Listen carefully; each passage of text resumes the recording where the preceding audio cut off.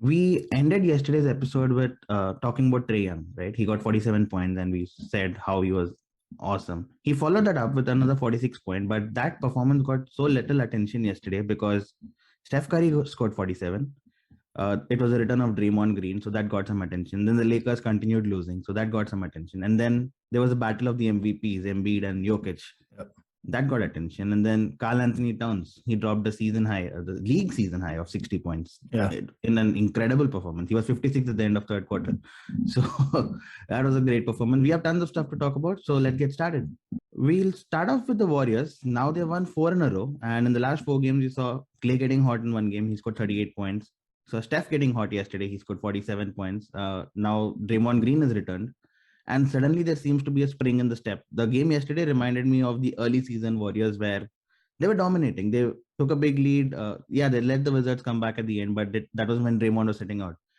And that showed how important Draymond is to this Draymond Green is to this team. He just played 20 minutes. He ended up with a plus minus of 24, plus 24, which was the highest for both teams combined. And Steph Curry scored 47 points, his first 40-point game, or the highest he scored since November when Draymond was fit then as well. He seemed much more relaxed. He just didn't have to distribute the ball. He didn't need to take care of how the offense was running. He just needed to run around the court and do his thing, which he did pretty much. Yeah. Which is why he scored 47. Yeah. I know it's just one game and it's one game against the Wizards, but do you think you'll see this Warriors now with this trio, Clay, Steph, and Draymond? You'll see this Warriors, this version of Warriors rather, going into the playoffs, which is dominating the team, winning comfortably, putting up good numbers. Is this the Warriors that are set to be for till the end of the season now? Yeah, I mean, this is what I was saying a couple of days ago also, that I wouldn't be worried about this sort of mid-season drop in form. It's the Warriors, they bounce back. They didn't have personnel. They had Clay coming back. They had to integrate him. People don't, I think we overlook the fact that Clay coming back doesn't just mean he needs to find fitness and he needs to find stamina and all of those things and a shooting rhythm. It also means there's a massive disruption in the force, if you will, where, the whole rotation needs to be reimagined now. Yeah. Who starts, how many minutes does Poole get, when does Wiggins come in, what combination of 5 are you trying to avoid on the court, which is your weakest 5, and how does Clay affect that whole understanding? So I think it took a while for them, and then, not very fortunately, Draymond Green goes out to compound matters. But I think there's something very resilient about these Warriors where they lost Clay and they still went at it with Steph. And then they lost Steph and they continued building with that young core. It was embarrassing to watch Eric Pascal and blah, blah, blah. But they continued to find little green shoots here and there of things they can build on. Integrated Wiggins, all of that good stuff. Then last season, with the Wiggins integration and with Steph and all that, they went as far as the play-in game. And then, oops, after that, it didn't quite work out. But you could see again the makings of, okay, this is something. Next season, this is going to be something. Even in this period where Draymond went out, they let Clay find his feet. They let Jordan Poole flourish, or let's just say these guys took those opportunities also. Right? I think that's the better way to put it. Jordan Poole kind of found his feet. Kuminga made a name for himself and could be a high energy, high impact player. Great to have off the bench in a playoff situation. And they did all that. And now that their core group is back, look how they explode. I mean, Steph and Clay put up 26 threes. Forget what they made. Then they made a good number. But they put up 26 threes. That in itself shows rhythm's back, confidence is back. You won't see these many shots going up for fun otherwise. It's still mind-numbing, the volume, though. I mean, 50% shooting on 14 attempts, Steph Curry. We've seen this now for 4-5 years straight, and still it's kind of hard to fathom. But they're back, and this is unless there's any change in personnel, this is the Warriors I'd expect to see in the playoffs. Absolutely. In the last 2 weeks where they had that losing run, right? Steph Curry had kind of a bit of slump in form, I would say. He was not really shooting as much. He was just distributing the ball. Klay Thompson was still finding his feet. He was taking way too many shots, bad shots even. Wiggins has kind of slumped after the All-Star break and he's averaging around 12, 13 points. It's a big fall from what he was before the break. But in that phase where they were losing, that team was held together by the youngsters. Jordan Poole, Kuminga, Moses Moody. All 3 of them have made a mark. Moody has found his way into the rotation now. He's kind of sidetracked. He's kicked out Ivan Toscano Anderson from the rotation and Moody's got into that place. And he's a brilliant defender, great 3-point shooter. It's kind of crazy to see the development that these guys have. Poole has now 7 consecutive games of 20 plus points. Kuminga is high energy. He is unstoppable at times, and Moody is great. Plus, you have James Wiseman coming into this lineup in maybe a week's time. It's kind of scary what the Warriors will look like when everyone's fit, and not just this year, going into the future as well. I'm not biting on that future thing. Far too many times in sports this happens where a team looks good and we start talking dynasty, and then one season later it all goes to shit because of 2 or 3 key changes and the whole pack of cards comes, house of cards comes crashing down. I am not taking that dynasty bait. We will see. No, I'm not talking about dynasty. I'm just saying it's a great unit to have. Solid players. No, it is. I like Kuminga. I think Kuminga is what they were hoping Obi Toppin would be in New York. Yeah. He is fast flourishing into that sort of a player. Moody has displaced JTA, should be displacing Damian Lee also, but Damian Lee has a nepotism armor. He is not going anywhere. So that's not going to happen.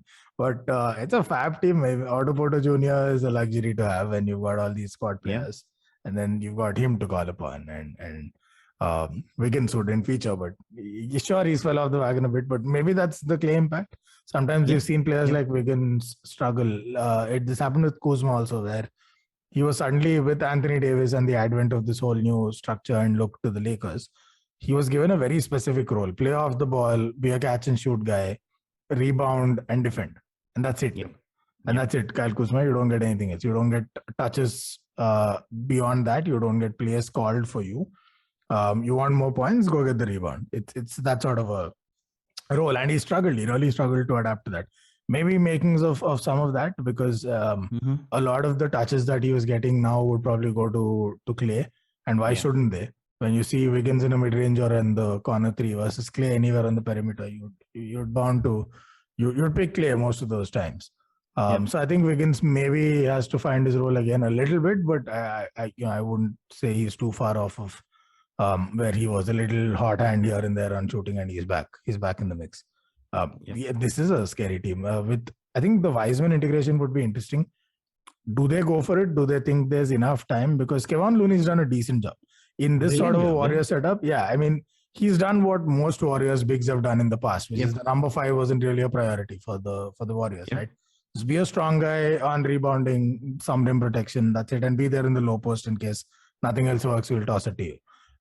He's done that well. Now, what do you gain by integrating Wiseman is the big question. Some size maybe, but do they think he's ready to be that elite rim protector in the playoffs? If yes, then sure, there is an upside to bringing him in, especially against the bigs of the West, and there are quite a few. But otherwise, do you think you can, as a combination of Looney and a hybrid Draymond at the 5, are you better served by sticking to this rotation and maybe just having Wiseman fill in the minutes? If he surprises you, hey, why not? I think that's the important question. Are they going to weaponize Wiseman straight away, or will they let it organically develop? There's an argument to be made for both sides. Absolutely. Wiseman's played 2 G League games. He's looked pretty okay, despite missing 1 year of basketball now. He'll be back maybe in a week's time, maybe in 10 days' time. So we'll find out then how good he looks in this NBA setup, because G League is a different beast altogether, and NBA is a different beast altogether. It gets slower, it gets more tactical, better, experienced players. So it's a whole different beast. Talking about the bigs, it was the battle of the bigs yesterday, the battle of the MVP contenders, if I can call it that, and Jokic versus Embiid. Although Embiid put on great numbers, it was Jokic who came out on top. Yeah, with a much weaker team, I must say, because you had Harden with you, and you have Maxey with you, who's now the big 3. And then you have Tobias Harris as your 4th option. You definitely have the stronger team. And then you go out and lose against the Denver Nuggets, especially when you were leading by 19 at one point in time. Yeah, it was a 4th quarter botch. There's nothing else. It's just they busted in the 4th. Yep, absolutely. Now, Jokic is brilliant, and I've always rooted for him as MVP for the season. He leads the Denver Nuggets in points, rebounds, assists, steals, blocks, all the 5 major categories, field goal percentage. And yesterday's contest kind of wrote it for me. Like, even against the contender of the MVP, the other contender whom you who everyone's rooting for and saying is the better player and whatnot, you came out on top.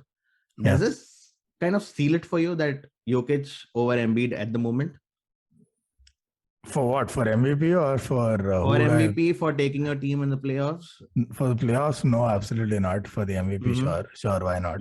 But I between Embiid and Jokic, I'd still say Jokic. But I don't know why we would have to overlook Giannis like that. I think he gets criminally. Of course not. I'm saying Giannis is much above his MVP. Yeah, I mean correct. So between the two, I'd still for MVP regular season, I think that's what Jokic's award. As well, it should be. I don't know why at this point Embiid would be worried about that because he has bigger fish to fry. His team can go somewhere in the playoffs. I don't think Denver can go anywhere this playoffs.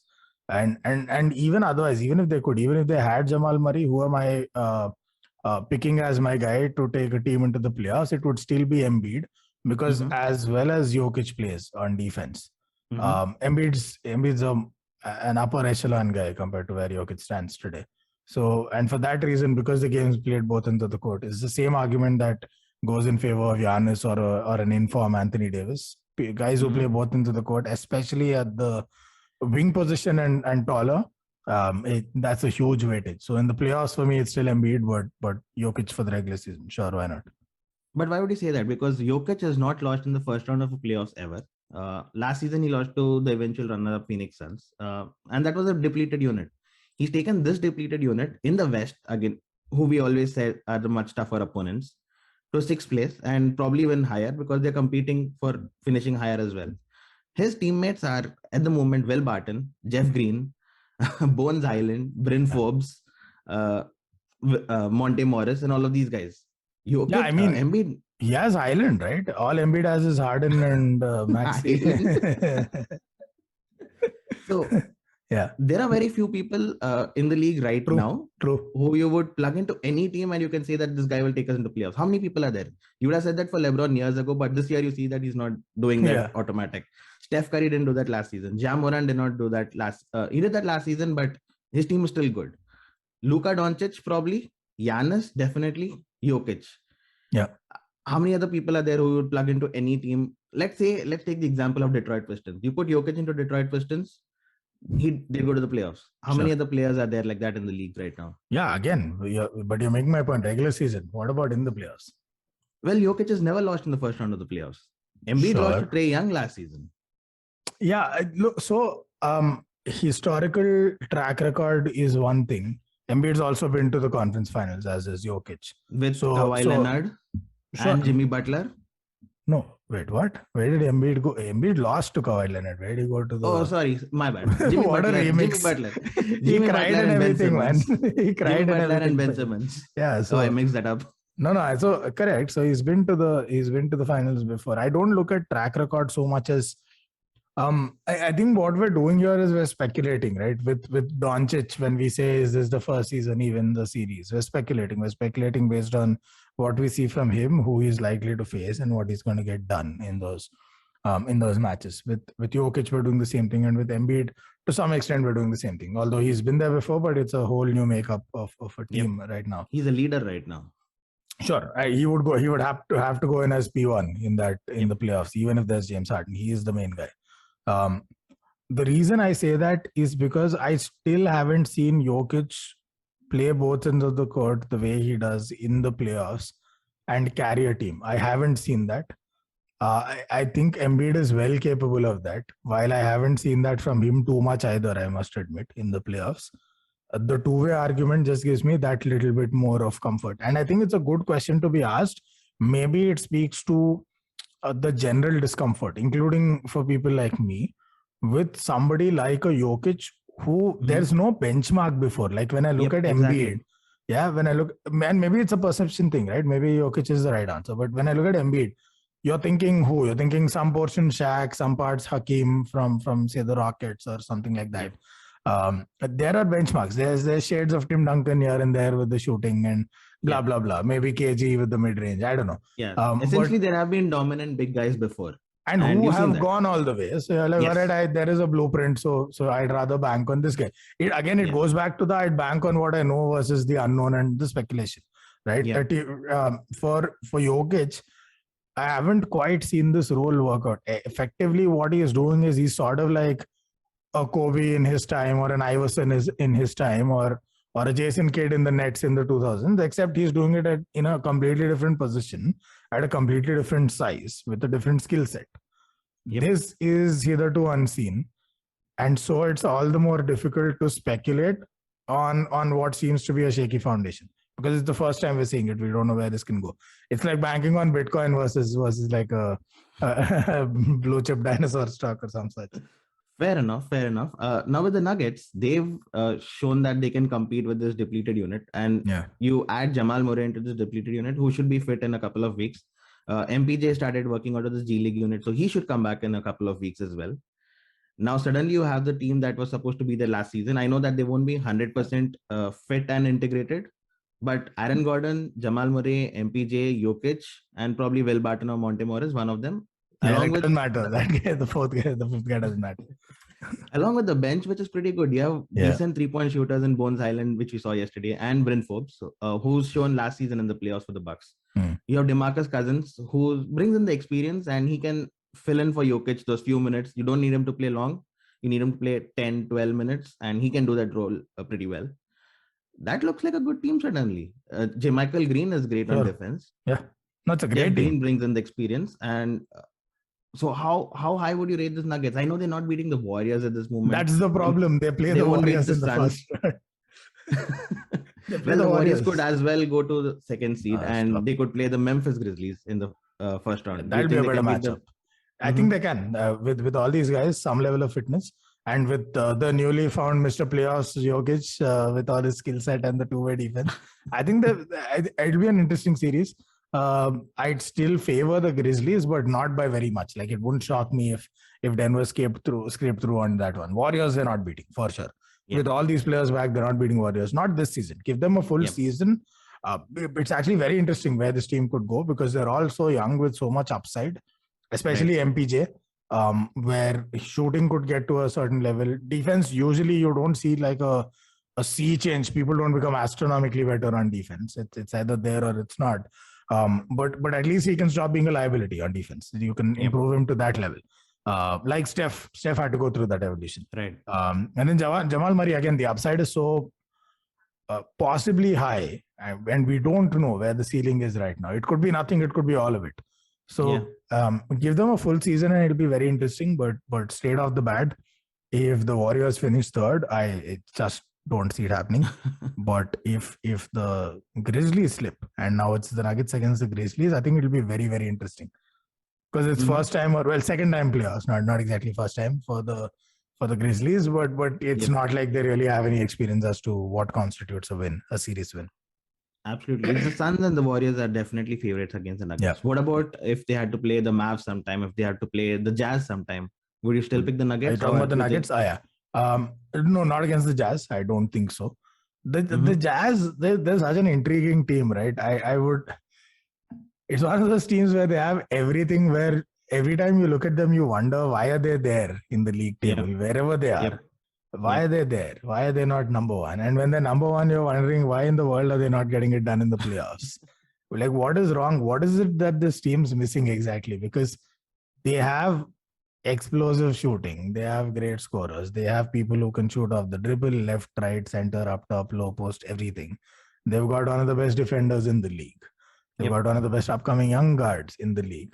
Or should I say upcoming anymore? I think he's fairly well established now, Donovan Mitchell. And they've got sixth man, they've got shooting off the bench, they've got hustlers on court. Even with all of the injuries, they still are formidable no matter who goes out, who comes in.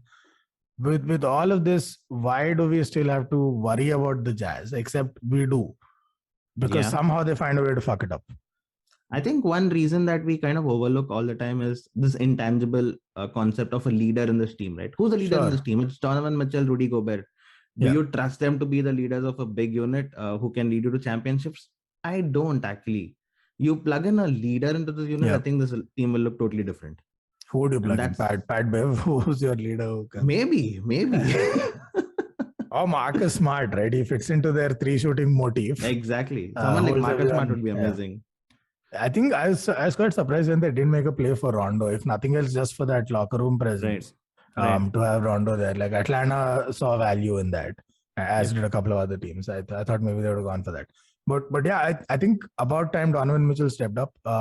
From whatever we've seen of him in interviews and off the court, he seems like too nice a guy. Maybe that counts against you sometimes. Right. Like it did against Steve Nash for a while before he decided to toughen up, but it was too late. But maybe there is something to it. Maybe it is the leadership quotient. But until then, it'll be great if Gobert can stop touching mics after he sneezes. Absolutely. Well, that's all on today's episode. Not a lot of games today. It's just Brooklyn taking on Orlando Magic and Phoenix Suns. Phoenix Suns play the Pelicans, which I think is kind of interesting given the Pelicans' form nowadays. But not a lot of games. I think this next couple of weeks will be overshadowed by the March Madness and the NCAA tournament. But it's the lead up to the playoffs, so that'll be fun with a lot of teams hustling for the 6th spot, for the 10th spot. So we'll keep our eyes on that and come back and talk tomorrow. Well, see you. All right. Cheers.